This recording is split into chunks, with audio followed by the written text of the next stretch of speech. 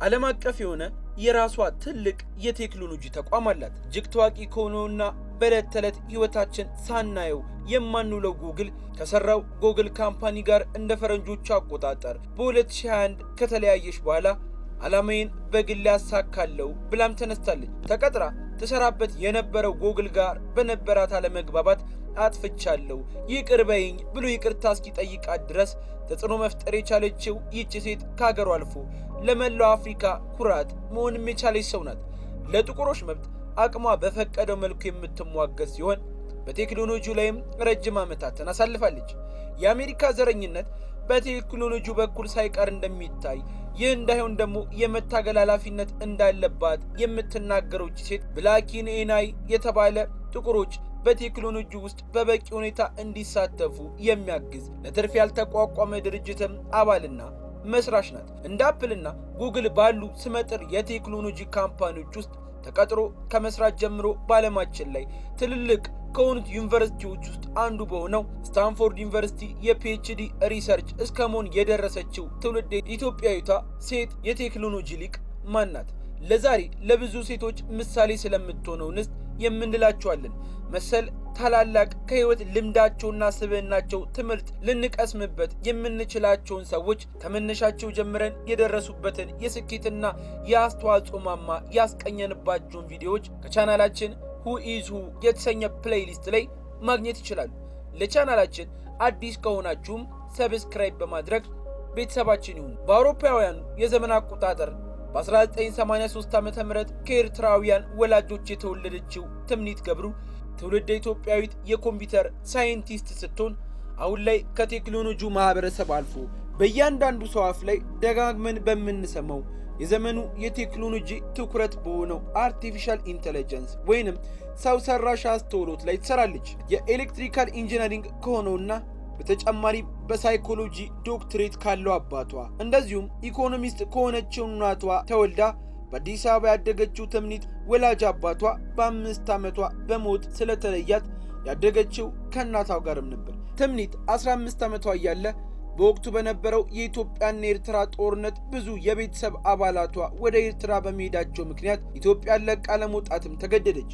በመጀመሪያም ከኢትዮጵያ ወጥታ ሄደችው ታዲያ ወደ አሜሪካ ሲሆን ነገር ግን በአንዳንድ ምክንያቶች አሜሪካ ለመግባት አልተፈቀደላትም ነበር። በዚህ ምክንያት ለትንሽ ጊዜ አየርላንድ በተባለ ሀገርም ኖራለች። በመቀጠል ግን በአሜሪካ የፖለቲካ ጥገኝነት ተሰጥቷት ለመግባትም የቻለች ሲሆን ይህንን ጊዜ ትምኒት ስትገልጸው ምስቅልቅል ነበር ትላለች።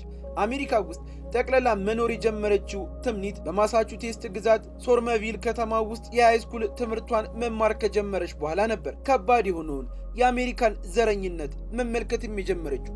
እጅግ ጎበዝ ተማሪና በክፍል ውስጥ ተሳታፊ የነበረች ቢሆንም አንዳንድ ዘረኛ አስተማሪዎች ግን የሚገባት ቦታ ላይ እንዳትገኝ እንቅፋት ይሆኑባት ነበር። እነዚህ አስተማሪዎች ትምኒት በቂ ውጤት የነበራት ቢሆንም ትልቅ ውጤት ያመጡ ተማሪዎች ብቻ የሚወስዷቸውን አድቫንስድ ትምህርቶች ግን እሷ እንዳትወስድ ይከለክሏት እንደነበርም ታስታውሳለች።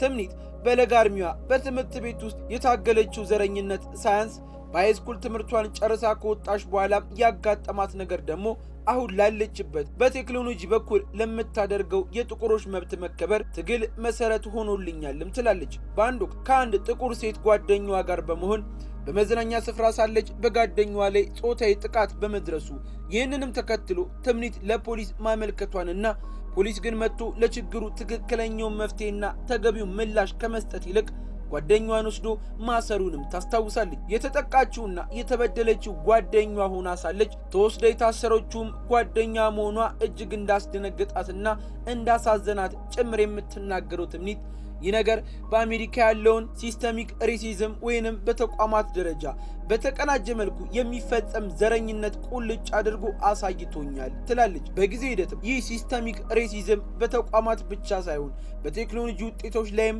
እንዳለ ተረድቻለሁና ይህም አደገኛ መሆኑን መቀየር እንዳለባትም ታስባለች። ማሰብም ብቻ ሳይሆን ብላክ ኢን ኤአይ የተሰኘ ተቋም የሙያ አጓራ ከሆነችው ዶክተር ረዲት አበበ ጋር በ2017 አቋቁማለች።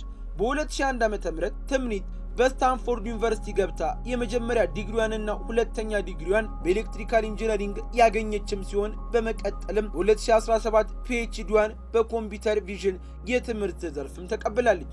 ትምኒት ፒኤችዲዋን በምትከታተልበት ወቅት የሰራችበትን የዶክትሬት ሪሰርቿን ይዛ ለውድድር በመቅረብ ማሸነፍ የቻለችም ሲሆን በዚህም ከተለያዩ የሙያ መሰሎቿ የሥራ ፈጣሪዎችና ኢንቨስተሮች ጋር የመስራት ዕድልን ፈጠረላት። ትምኒት ረጅም ዓመታትን በአሜሪካ ካሳለፈች በኋላ ታዲያ ለሀገሯ በሙያ ለማበርከትና አስተዋጽኦ ለማድረግ በመፈለግ በ2016 እና በ2018 ዓ.ም ከሌላኛው የኮምፒውተር ሳይንስ ሊቅ ጄላኒ ኔልሰር ጋር በመሆን ወደ ኢትዮጵያ ተመልሳ አዲስ ኮደር የተሰኘ ፕሮግራሚንግ ስልጠናን አዘጋጅታ ለኢትዮጵያን ወጣቶች ውለታንም ውላለች። ስለ አርቲፊሻል ኢንተለጀንስ ወይንም ሰው ሰራሽ አስተውሎት ቴክኖሎጂ የወደፊት ዕጣ በእጅጉ የምትጨነቀው ትምኒት በዚህ ቴክኖሎጂ ኮምፒውተሮችን ስናሰለጥን አሁን መሬት ላይ ባለው የጥቁሮችና የነጮች የዘር ልዩነት ላይ ተመስርተን መሆኑ ኮምፒውተሮቹ ለነጮች እንዲያደሉ ጥቁሮችን ደግሞ እንዲበድሉ እናደርጋለን። ይህ ደግሞ የጥቁሮች መብት መጣስ በቴክኖሎጂ ዓለም ላይም እንዲቀጥል የሚያደርግም ነው ትላለች። ቀጥላም እነዚህ ቴክኖሎጂዎች ላይ ጥቁሮች ከነጮች እኩል በበቂ ሁኔታ እንዲወከሉ የጥቁሮች በቴክኖሎጂ ስራ ላይ በብዛት መሳተፍ አስፈላጊ ነው ብላም ተሟግታለች። በዚህ ዘርፍ የጻፈችው የፒኤችዲ ጽሑፏም ያልታተመና ያልወጣ ሲሆን የመሆኑ ዘረኝነትን በዚህ ቴክኖሎጂ ለማስቀጠል ሆን ተብሎ የሚደረግ ይሆን ወይ የሚል ጥያቄንም ያነሳል። ትምኒት በስራ ህይወቷ በብዙ ታላላቅ የቴክኖሎጂ ተቋማት ውስጥ የቆየችም ሲሆን አፕል፣ ማይክሮሶፍት እና ጉግል ከነዚህ ውስጥ ይጠቀሳሉ። ከሁሉም ግን በተለየ መልኩ የሚነሳው ከጉግል ጋር የነበራት ቆይታና ከተቋሙ ጋር የተለያየችበት ምክንያትም ሲሆን ጉግልን ይቅርታ ያስጠየቀውና በሺዎች የሚቆጠሩ የጉግል ሰራተኞችን ጨምሮ ሌሎች ምሁራን መባረሯን እናወግዛለን ብለው ፊልማ እንዲያሰባስብ ያደረገ ምን ይሆን የሚለው ብዙዎች የሚያነሱትም ጥያቄ ነው። ትምኒት በጉግል ተቋም ውስጥ ኢንቲክስ ኦን አርቲፊሻል ኢንተለጀንስ የተባለ ዲፓርትመንት ማርጋሬት ሚቼል ከተባለች ሴት ጋር በጋራ በመሆን ለመምራት የተቀጠረችው በ2018 ነበር። በዚህ ወቅት ከሌሎች የሥራ ባልደረቦቿ ጋር በመሆን ፊት ገጽታን በመለየት የሚያስተናግዱ ቴክኖሎጂዎች ወይንም ፌሻል ሪኮግኒሽን ሲስተሞችን ጥቁሮችን በተለይም ጥቁር ቀለም ያላቸው ሴቶች ላይ የዘር ልዩነት በማድረግ ስህተትን ይሰራሉ በሚል ስትሟገት ቆይታለች። ታዲያ የትምኒትና የጉግል ተቋምን ግንኙነት መሻከር የጀመረው በ2020 ትምኒት ጓደኞቿ አንድ አርቲፊሻል ኢንተለጀንስ ዘረኝነት ዙሪያ ያጠነጠነ ጽሑፍን ለህትመት ለማብቃት ጥረት በሚያደርጉበት ወቅት ሲሆን በጊዜው የጽሑፉ ይዘት ያልጣመው ጉግል ጽሑፉን ውድቅ እንዲሆን ለማድረግ ሞክሯል። ይህንን ተከትሎ ትምኒት ጉግል ውስጥ ባለ የውስጥ መልእክት መለዋወጫ ላይ 6 ገጽ የሚሆን ኢሜል በመጻፍ በኢሜይሉ ጽሑፏን ውድቅ እንድታደርግ አሊያም የጉግል ተቀጣሪዎችን ስም ከጽሑፉ ላይ እንድታነሳ እንደተጠየቀችና ይህ እንዲሆን ያደረጉ ሰዎችና ስም በውሳኔው ላይ የተደረሰበትን ምክንያት ማወቅም እንደምትፈልግ ገለጸች። ቀጥላም ይህን መረጃ ካልደረሳት የተቋሙ ሰራተኛ ሆና እንደማትቀጥል ያሰፈረችም ሲሆን ጉግልም መረጃውን ለማግኘት ያቀረበችውን ጥያቄ ውድቅ በማድረግ ወዲያውኑ የሥራ ውሏን በማቋረጥ ለመልቀቅ ያቀረበችውን ጥያቄ እንደተቀበለው ማሳወቀ።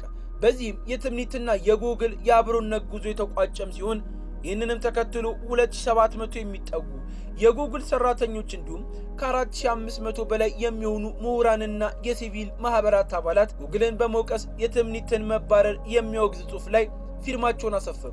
ከዚያም በላይ ደግሞ 9 የአሜሪካ ምክር ቤት አባላት ጉግል ትምኒት ገብሩ ያባረረበትን ምክንያት ግልጽ አድርጎ እንዲያስረዳ የሚጠይቅ ደብዳቤ ለተቋሙ ላኩ።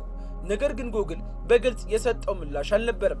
ታዲያ በዚህ ምክንያት ገጽታው መግደፉ የተሰማው ጉግል በተቋሙ ሲኦ ሱንዳር ፒቻይ አማካኝነት በትዊተር ትምኒትን ይቅርታም ጠየቀ። ከዚያም ባለፈ ይህ ክስተት ጉግል ሰራተኞች ከተቋሙ የሚለቁበትን መንገድ በተመለከተ ያለውን አሰራር እንዲቀይር ያስገድዶም ነበር። የትምኒት ከጉግል መውጣትን ተከትሎ 2 ሌሎች የተቋሙ ሰራተኞች በራሳቸው ፍቃድ ተቋሙን አንፈልግም ብለው የወጡም ሲሆን በዚህ ልክ ተጽዕኖ መፍጠር የቻለችው ይህች ጥቁር ሴት ከመላው የቴክኖሎጂ ማህበረሰብ አልፎ በተለያዩ ሰዎችና የዜና አውታሮች ላይ መነጋገሪያ ሆና ሰንብታም ነበር። ይህች ሴት በቴክኖሎጂ ውስጥ ብሎም በተለያዩ ዘርፎች ላይ የሚሰሩ ሴቶች ጠንክረው እንዲሰሩ ብርታት የምትሆንና ላመኑበት ነገር እስከ መጨረሻው እንዲታገሉ ሞራል የምትሰጥም ናት። ትምኒት ገብሩ በአሁኑ ወቅት የራሷ ዲስትሪቢዩት ኤአይ ሪሰርች ኢንስቲትዩት የተባለ በአርቲፊሻል ኢንተለጀንስ ላይ ጥናት የሚያደርግ ተቋም መስርታ በመስራት ላይም የምትገኝ ሲሆን ይቺ ጀግና ሴት በብዙ መድረኮች ላይ ሽልማትን ማግኘት የቻለችም ናት። በ2021 ፎርቹን መጽሔት ባወጣው 50 ታላላቅ መሪዎች ዝርዝር ውስጥ የተካተተችም ሲሆን ከዛም አልፎ በ2023 ደግሞ የቢቢሲ 100 ተጽዕኖ ፈጣሪ ሴቶች ዝርዝር ውስጥ ስሟን ማስፈር ችላለች።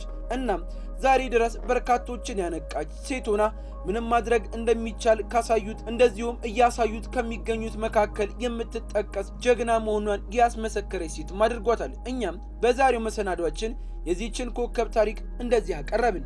ለቻናላችን አዲስ ከሆናችሁ ሰብስክራይብ በማድረግ ቤተሰባችን እንድትሆኑም ጠየቅን።